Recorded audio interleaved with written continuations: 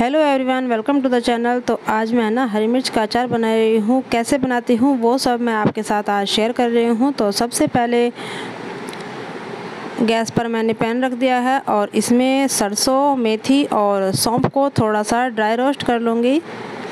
जब मेरी सरसों चटकने लगेगी तो मैं गैस को बंद कर दूँगी। देखिए सरसों चटक रही है, तो इसका मतलब हमारे मसाले रोस्ट हो गए हैं। तो फिर मैं इसको मिक्सी जार में डाल के तो हल्का दरा दरा सा इनको पीस लूँगी और ज़्यादा नहीं बारीक करूँगी, क्योंकि अचार में है ना थोड़ा सा दरदरापन रहता है तो अच्छा लगता है, स्वाद आता है। तो यहाँ पर मैंने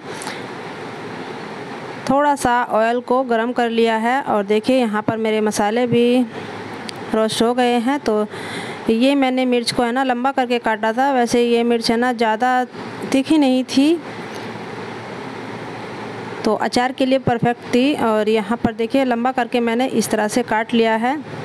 पहले मैंने इनको धो के साफ़ करके बिल्कुल इनमें जब पानी नहीं था तब मैंने इसको काटा है, बिल्कुल साफ़ थी। तो फिर मैंने इनको एक बर्तन में, बड़ा सा बर्तन में, जिससे चलाने में आसानी हो। तो यहाँ पर देखिए जितना भी मैंने मसाला है ना अपना पीसा था वो सब मैंने इसमें डाल दिया है, ज़्यादा नहीं था।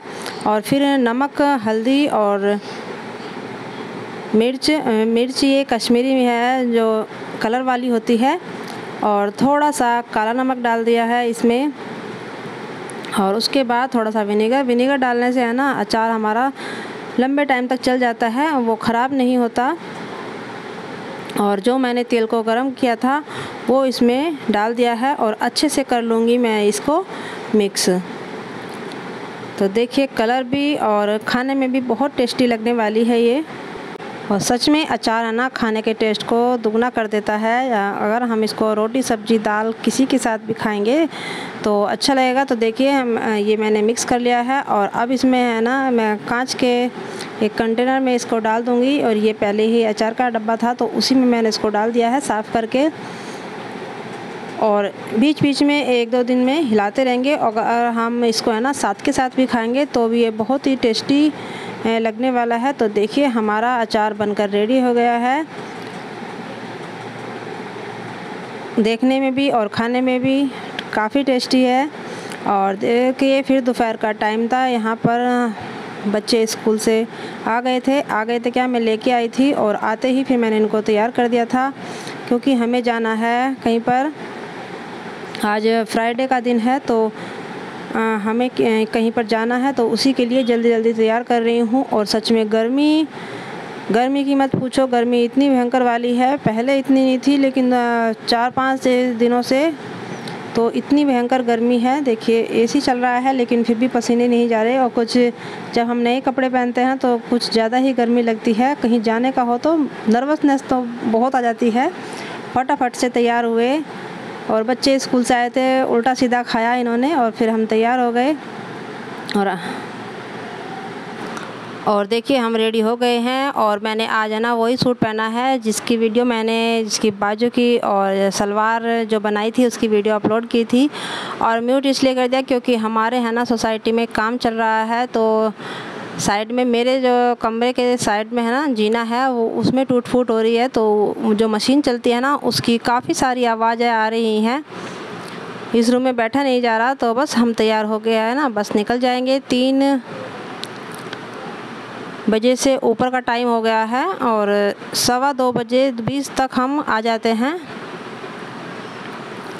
लेकिन फिर भी बच्चों को तैयार कराओ, खिलाओ पिलाओ, काफ़ी टाइम हो जाता है। तो देखिए दोनों ने सेम कलर के कपड़े पहन लिए हैं हमने। चलते हैं फिर।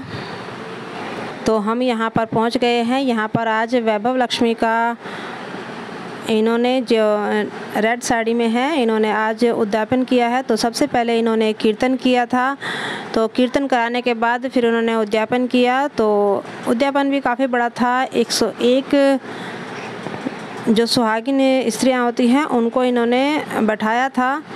तो 101 ही इन्होंने व्रत रखे हैं। पहले ये हमारी सोसाइटी में ही रहती थी और अब इन्होंने दूसरे सेक्टर में अपना खुद का मकान ले लिया है, तो अभी ये वहाँ पर चले गए। लेकिन वही है, आना जाना बना ही रहता है। और इनका भी एक वो है कि इनका भी नाम ममता है और मेरा भी नाम ममता है। दोनों में काफ़ी आना जाना था हमारा। जब हमारे पास में इनका घर था तो इन्होंने बुलाया था तो हम लोग गए हैं, काफ़ी एंजॉय किया। बच्चे भी साथ में लेके गई थी, बच्चों को किसके साथ छोड़ के जाती, क्योंकि हस्बैंड का आने का टाइम थोड़ा लेट होता है, वो 6 बजे तक आते हैं, तो फिर बच्चे अकेले रहते, तो फिर मैं बच्चों को भी साथ ही लेके चली गई थी। बच्चों ने भी खूब एंजॉय किया। और फिर हमें ना आते आते हमें काफ़ी टाइम हो गया था, रात के 9 बजे के बाद आए थे हम। लेकिन ये है कीर्तन में मन बहुत लगा। और यहाँ पर है ना इनके लड्डू गोपाल है ना, इनके पास 3 लड्डू गोपाल हैं, छोटे, उससे बड़े और सबसे बड़े, जो यहाँ पर बैठे हुए हैं, बैठा रखे थे इन्होंने पूजा में। बहुत ही सुंदर है ये लड्डू गोपाल। अब मेरा भी लेने का मन करता है, लूँगी। और कभी माता रानी ने है ना कीर्तन कराने का मौका दिया तो हम भी करेंगे। और अच्छा लगता है जब सब इकट्ठा होते हैं, बहुत ही अच्छा लगा। गर्मी का और टाइम का पता ही नहीं चला। और ये घूंघट पे नाच हो रहा था, कुछ घूंघट का ही गीत था, बहुत सुंदर गीत था और बहुत ही अच्छा लगा यहाँ पर। और फिर फ्राइडे का दिन था, फिर हमने उद्यापन जब खाना वाना खा के जब हम आए थे, और फिर अगले दिन तीज थी सैटरडे की, तो आकर ही फिर जो मेहंदी वेहंदी का था हमने किया था। और यहाँ पर हम सब बैठे हुए हैं, देखिए काफ़ी भीड़ थी। अब 101 सुहागिन स्त्रियाँ और काफ़ी 101 से भी ज़्यादा ही हो गई थी। तो इतना है ना अरेंजमेंट करना और इतने औरतों को बैठाना सच में बहुत बड़ा काम होता है। माता रानी ने लेकिन इनको मौका दिया, अच्छी बात है, सभी के साथ अच्छा ही अच्छा हो। और अंदर इन्होंने सब कुछ कर रखा था, पंखे वंखे भी थे बहुत, और पसीना और गर्मी तो ठीक है, लेकिन इतने लोगों में पता नहीं चलता, फिर बातचीत हो जाओ टाइम कैसे चला जाता है और नहीं पता चलता, काफ़ी एंजॉय हो जाता है।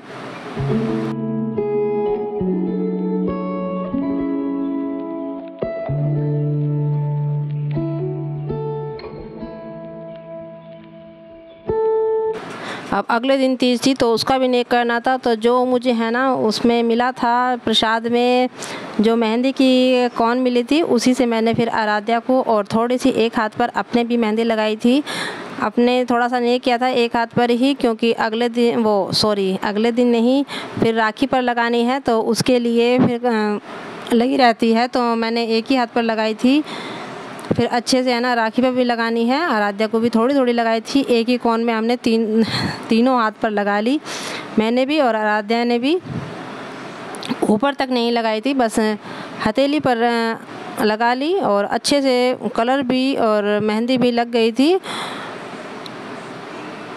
और इतना वो था कि बस अगले दिन है ना बच्चों की छुट्टी थी तो नहीं जाना था, तो थोड़ा सा लेट शेट भी हो जाए तो चलता है। तो बस इतना ही था वीडियो में, आपसे फिर मिलेंगे एक नए ब्लॉग के साथ। बाय।